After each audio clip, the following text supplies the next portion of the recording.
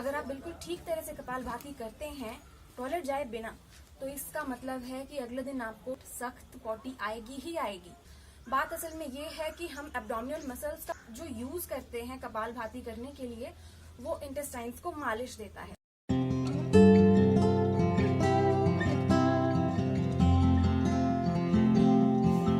नमस्ते and welcome to my YouTube channel. This is your yoga therapist Oshin. आज मैं आपसे बात करूंगी एक बहुत ही इम्पॉर्टेंट और मोस्ट पॉपुलर ब्रीदिंग एक्सरसाइज के बारे में, जिसको कि आप सब लोग कहते हैं pranayama, but we call it something else, that is Kapalbhati. जब भी मैं किसी से बात करती हूँ कि आप अच्छा यौगिक प्रैक्टिसेस करते हैं, कौन सी करते हैं, लोग दो ही चीज़ों का नाम लेते हैं आसन के सिवाय, and those are anulom vilom and kapalbhati. Kapalbhati के बारे में मैं आपको कुछ चीज़ें आज क्लियर बताना चाहूँगी। द फर्स्ट थिंग इज़ कि कपालभाति एक प्राणायाम नहीं है, in fact it is even more serious, a higher practice, और हम लोग इसको शुद्धि क्रियाओं में शामिल करते हैं। शुद्धि का मतलब है कि शरीर की सफाई करने की क्रियाओं में हम लोग इसको क्यों शामिल करते हैं।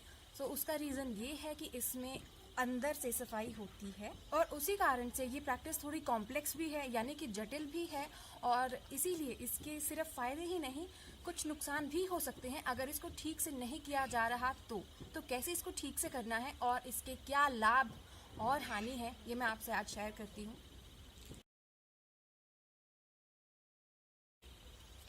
तो देखिए, फर्स्ट थिंग इज़ कपालभाति करने का सही तरीका, एंड दैट इज़ कि पेट की मसल्स का आपने यूज़ करना है एक्सेलेशन के टाइम, और इनहेल आपने जानबूझकर नहीं करना है। एक होता है कि एक्टिवली इनहेल करना, जैसे कि ये, और एक होता है कि इनहेलेशन अपने आप हो गई, यानी कि अगर आपने ध्यान सिर्फ एक्सेलेशन पे दिया तो शरीर अपने आप थोड़ी बहुत सांस अंदर ले ही लेगा, उसके लिए आपको एफर्ट करने की ज़रूरत नहीं है। कुछ लोग ऐसा करते हैं,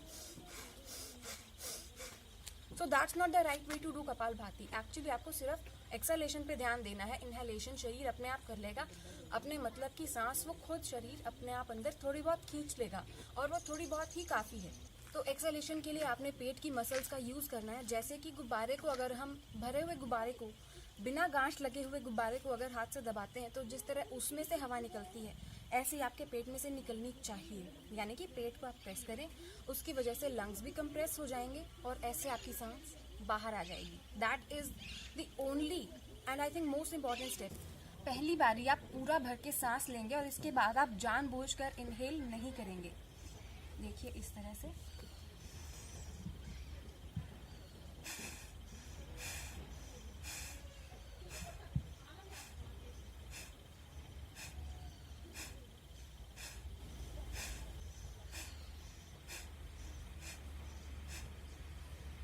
तो आप इसको इस तरह से करें कि आपका सिर्फ ध्यान एक्सेलेशन पे हो, बाकी काम अपने आप हो जाएगा। इन दिस वे ये प्रैक्टिस सबसे ज़्यादा बेनिफिशियल रहेगी, and it will also help you lose some inches of the waist. तो इसको करना किस टाइम है? इसको करना है खाली पेट, यानी कि पेट से मेरा मतलब है आंतों का खाली होना बहुत ज़रूरी है। मेरा मतलब है टॉयलेट जाने के तुरंत बाद अगर आप इसको करें तो बहुत फ़ायदा होगा। और अगर ऐसा नहीं है, यानी कि अगर आप बिना ठीक से टॉयलेट जाए अगर इसको करते हैं, तो आपको अगले दिन कॉन्स्टिपेशन की शिकायत हो सकती है, हो सकता है आपको दर्द भी फील हो। ये आपकी गलती है कि अगर आपने खाली आंतें किए बिना कपालभाति को किया है, बिकॉज इसका पर्पज़ ही ये है कि ये आपकी आंतों की मालिश करे अंदर तक, उसके ऊपर दबाव बनाए।